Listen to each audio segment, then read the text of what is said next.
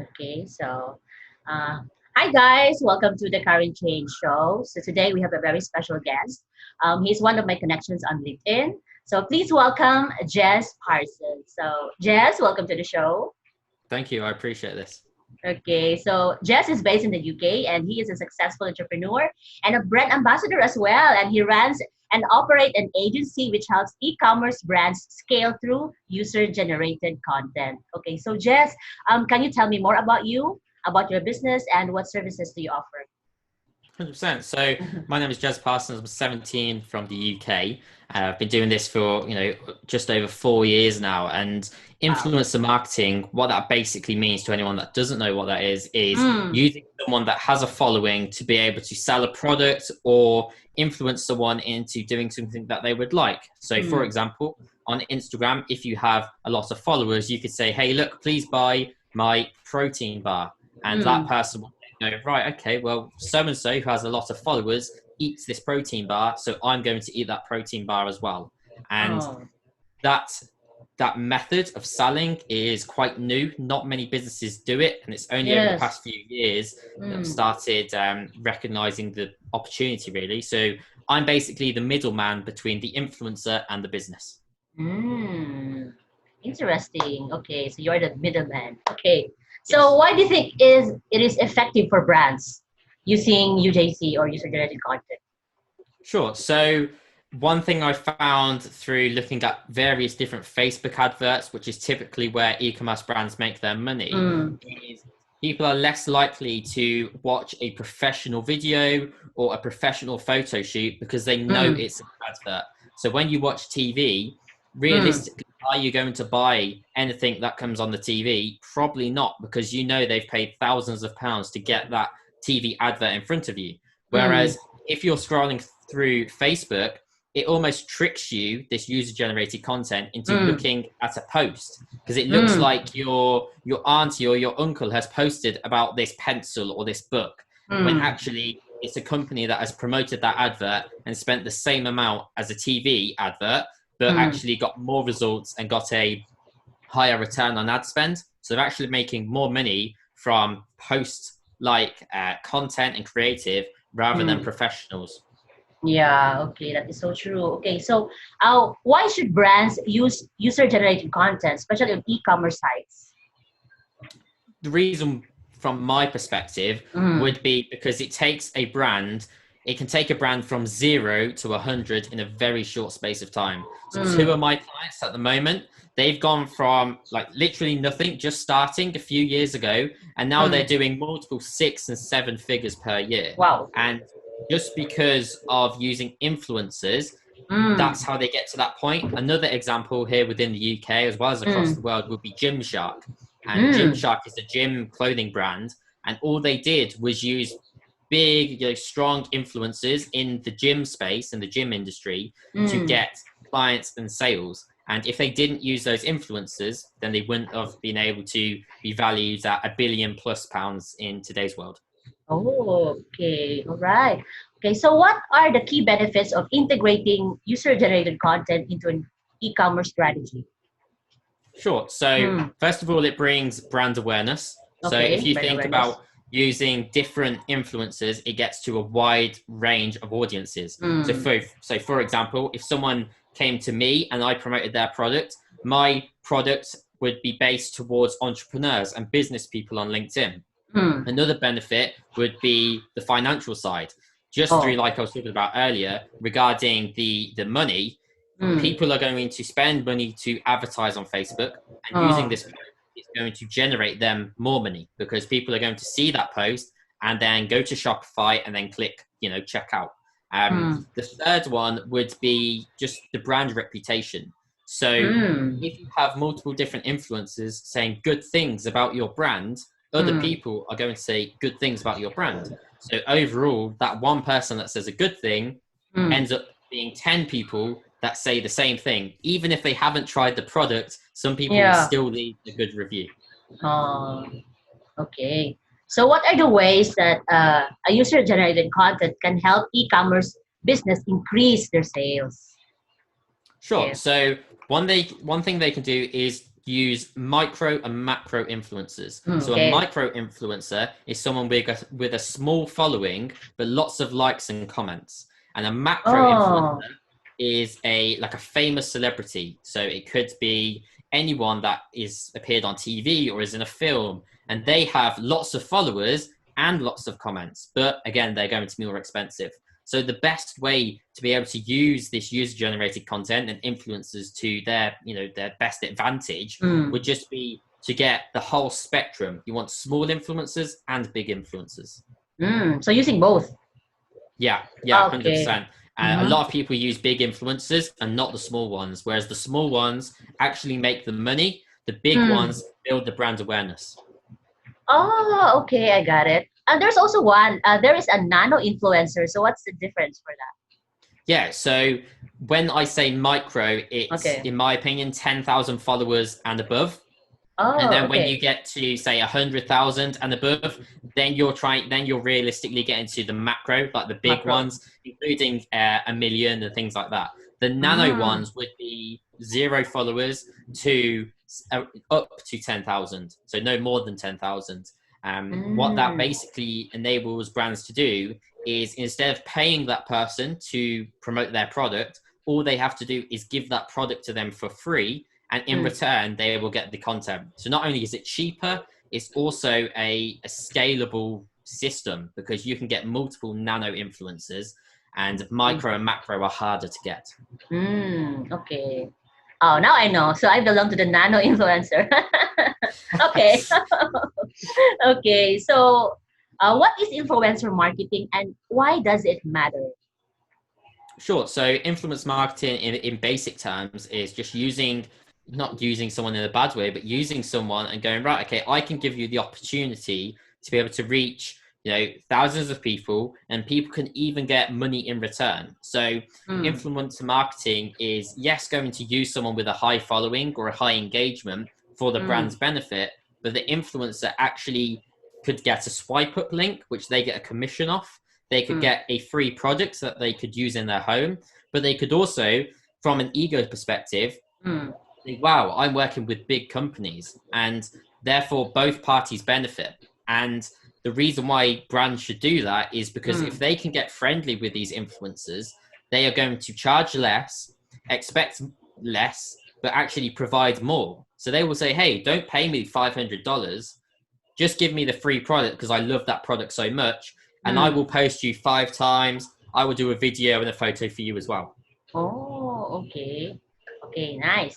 So, how influencers play a crucial role in your marketing success? Sure. So going off the 3 points earlier about the brand exposure, the sales, and just the Sales. brand reputation in general, Hmm. the main reason realistically would be to just make a foundation with your customers. So a lot of Hmm. people are thinking about their business up here and their customers down here. Hmm. Whereas actually their customers are influencers, if that makes sense. So Hmm. say, for example, I bought a business's product and I told all of my friends about this product. I Hmm. am essentially an influencer, but not one on Instagram or LinkedIn. I'm like a real life influencer. I'm telling my friends and my family about this great product. So Hmm. one thing businesses have got to realize, and why I preach about influence marketing so much, Hmm. is because the business could be up here, but the people that run this business are the customers. Because if you don't have any customers, then there's no business. So if Yeah. you can treat every customer and every influencer as a customer, because that Hmm. influencer may have bought a product from you in the past, then Hmm. you can actually use that to your advantage. So when you go and apply that to your e-commerce strategy, your Hmm. plan, your goal Hmm. shouldn't be to scale to 7 figures. It should be to Yes. scale to 7 figures using 700 influencers. Oh, yeah, that is really true. Okay. So, why do you think influencer marketing works for any business? Yeah, so I put out a statement recently about how absolutely any industry can Mm. use influencer marketing. Mm. And yes, to some degree, it's not going to work as effective. So for example, if I was selling Mm. a painting and I managed to get lots of different people to promote this one painting, it wouldn't Mm. necessarily work because there's only one painting. So how can I send that item out for free? However, Mm. you could put that painting in an arts gallery, and you could pay an influencer to go to that art gallery, or you could say, hey, turn up at my free art gallery, and I'm not going to charge you, but I'm going to charge everyone else that wants to see it. So the influencer gets a free ticket. They take a photo with that painting. They take a photo with that house, etc., etc., if it was in the estate agency industry. And before you know it, a lot of people are looking at that painting. A lot of people are going to go, hey, I'm going to visit that art gallery. And if it's £20 or $20 to go into that art gallery, then that influencer has generated the business £20. Times that by 200 to 200,000 followers. And that's the money. So that's how I believe any industry can benefit. And that's just the painting example. There's multiple more. Yeah. Almost a lot kind of business could really benefit from it, right? 100%. Okay. I agree. Yeah. Okay. So since this is the services that you're offering to your clients, so how do you connect brands with influencers? Since you're the middleman. So how you do it? Okay. So the method that I have is, without going into too much detail, is I have a relationship with these influencers, and I talk to these influencers and see what they want from brands. So I actually have a list of 50 plus different influencers that are open to work with any brand for free. So I can go to these brands and say, hey, look, I have these influencers wanting to work with you. And I don't want to be mistaken for someone that owns these influencers. I'm not necessarily a influencer agency, but I am a social media marketing agency working with influencers, if that makes sense. So the way that works is I go to the business and I work with the business to be able to contact and generate sales through these influencers. So I, Jez Parsons, speak on the business's behalf using their email and their Instagram page, and speak to these individuals and walk them through the process of getting their free book, pencil, protein bar. Okay, so that's how you do it. Interesting. Nice. Okay. So what can influencer marketing do for your brand? Especially for the businesses out there. Yeah. Sure. Yeah. So for the brand specifically, it can, and there's lots of different strategies that I will just run through as well of what you can do. So for example, if you're a small brand in an unknown area, what you can do is you could find the most followed person in that area and get them to promote your product. So from a brand perspective, you don't even need an established brand. You don't need to be a real true brand. You could literally just have an idea and go, hey, I'm going to get someone to promote this idea for me, and then you can build a brand. So regarding a brand anywhere in the world, whether they're big or small, they should always go back to the grassroots of their business and go, actually, I should be using influencers to make sure my brand stays a brand and doesn't become a failure. Okay, all right. So what are the benefits of using an influencer marketing to your social strategy? Sure. Okay. So for a social strategy, it would be to, not only would it increase following, but it would also increase engagement. So for some of our clients, we've got a lot of influencers promoting their certain products on both companies. And what we have found is, because I also manage different parts of their business, I have found that when a influencer posts, for example, on TikTok, the Instagram page and the TikTok page for that business actually sees an increase in followers. So it's almost like a ripple effect. So for example, if this influencer over here says you should really go and buy this book, the book Instagram page and the book TikTok page sees an increase in followers and increase in comments. So regarding a social strategy, the reason why brands should use influencers and influence marketing in general should be to increase their following, and you don't even have to pay for ads because they already have the following. So you don't even need to build one. You can have less followers than the influencer and still get the same amount just from that influencer posting once and you just posting it 3-4 times. Wow, that's awesome. Okay, so what do you think the influencer marketing look like in 2021? Sure. So regarding influencer marketing going into next year, so again, I think it's going to be very underpriced. People think that influencers cost loads of money. They don't. It's only when you look at Kylie Jenner and all these people that are, way up here, you don't need them. And one thing you find with really expensive influencers is that they're not worth the money. Because if you're paying someone $10,000, $20,000 for one Instagram story, then you could have used that on 200 micro influencers and got triple, double, 10 times the amount you could have got from that one influencer. So that would be, you know, my main thing within 2021. Underpriced, completely underpriced. You could get these for free. You don't even have to pay these influencers. You give them a free product. But also I see influencers come in on different platforms. So I see more and more influencers on TikTok, and I see more and more influencers on subscription-based services. So Patreon, which is going to be a massive one for influencers, and things like OnlyFans, which are going to start people making, you know, cooking shows and fitness shows. And I think that's realistically going to be the way it goes. So to answer your question, underpriced, and the other one would be on different platforms. That's what influencer marketing is going to be like in 2021. Okay. So yeah, to wrap it up, so what can you like say, especially to the business and brands out there who would really really want us to scale their business through influencer marketing? What can you say? Yeah. Sure. So first of all, I would say it's possible. I think a lot of people look at it and go, well, no, you know, that's impossible. I can't do that.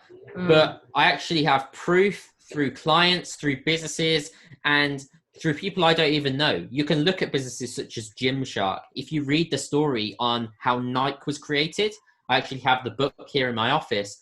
All they had was one professional athlete use their shoes, and then two professional, then three professional. And before you know it, everyone in the world knows of Nike and knows of Adidas and knows of all these big companies because they used influencer marketing, but it was 20, 30, 40 years ago. So that's the one lesson I would say. It's possible, and there's proof. There's proof it's possible. Don't just believe it from me, believe it from the real world. Yes. And two is, if you don't act now, you're going to miss the opportunity. In the last question, I was saying about how it was underpriced in 2021. But if we had this same interview in a year's time, going into 2022, I believe they're going to go up. I believe influencers are going to listen to people like me, listen to other influencers, and go, well, why am I not charging for this? I could make a job out of being an influencer. So I'm going to charge more and more. And before you know it, influencers aren't going to be underpriced anymore. They're going to be overpriced. And then you've got to find the next big thing. So I would say now is the time to step on the gas when it comes to influencers. Yes. So now is the time. And wow, really, that was so interesting. Really, I love this topic, and I learned a lot from it. Wow. So yeah, businesses should really really have to broaden to really go into influencer marketing, because it's really, really good. 100%. 100%. Okay, so thank you so much, Jess. I really had a pleasure talking to you, and I learned a lot more about influencer marketing and, of course, using generated content. So thank you so much. And guys, please follow Jess on his social media sites below.